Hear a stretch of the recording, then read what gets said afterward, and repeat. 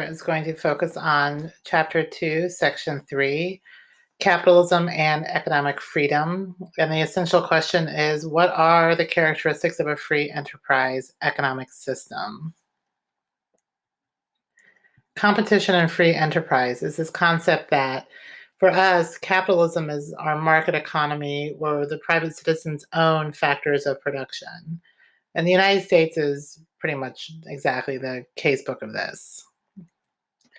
In a free enterprise system, there is very limited government interference and businesses are free to compete. So we do have some government involvement, but it's pretty minimal compared to other countries. With economic freedom, people and businesses make their own economic choices. It's a voluntary exchange between the buyers and the sellers. So where we buy our products, we enter into that agreement of our own free choice. They're not forcing us to buy their things. And we can decide whether or not we want to complete that transaction.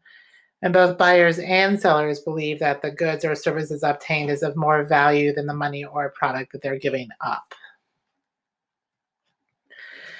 Private property is really important. This is what motivates people to succeed because any of the rewards are kept. So that's why people like to own their own business or own their own homes and their goods and things like that. It's our private property. We don't like it if the government tries to take it away from us.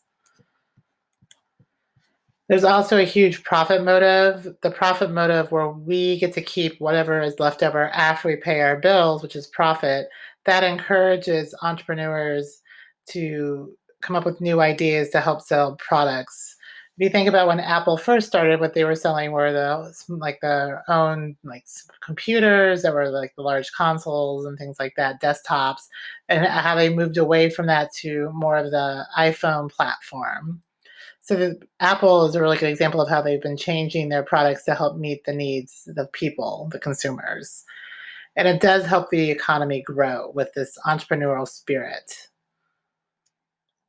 Competition among sellers also helps to lower prices.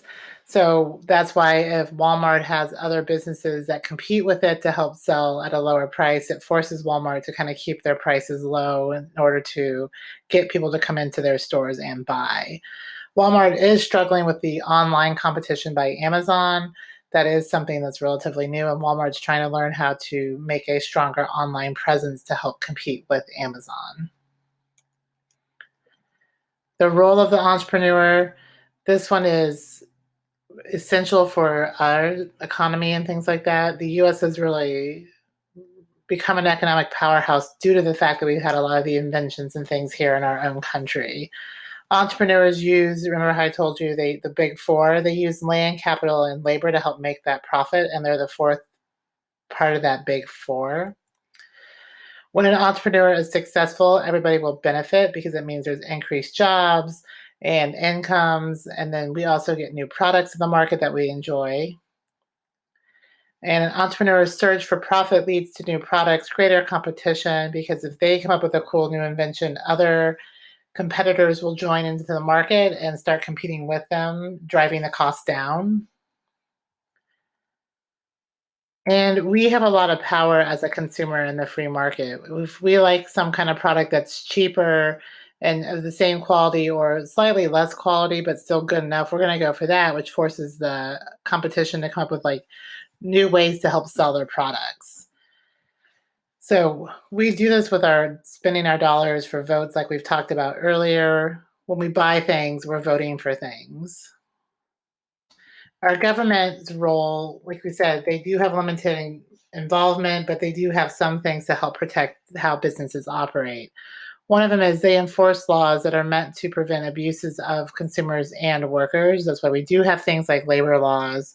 There's also consumer protection acts and things like that passed by the government to help protect the people from buying things that we call like the lemon cars and stuff. There is a lemon law in California about you have 30 days to get things fixed in your car if it's a lemon that you just bought. The government also is here to help provide education and welfare for the public. As a regulator, the government works to preserve competition. We do have things like anti-monopoly laws to help prevent major corporations from taking over all of the industry and being the only one with the sole power. And in the US, achieving economic equity and security has resulted in a mixed economy. So we do have this economy that is partial government involvement and partial private business, because we do need some government regulation to help make sure businesses don't take advantage of the consumers.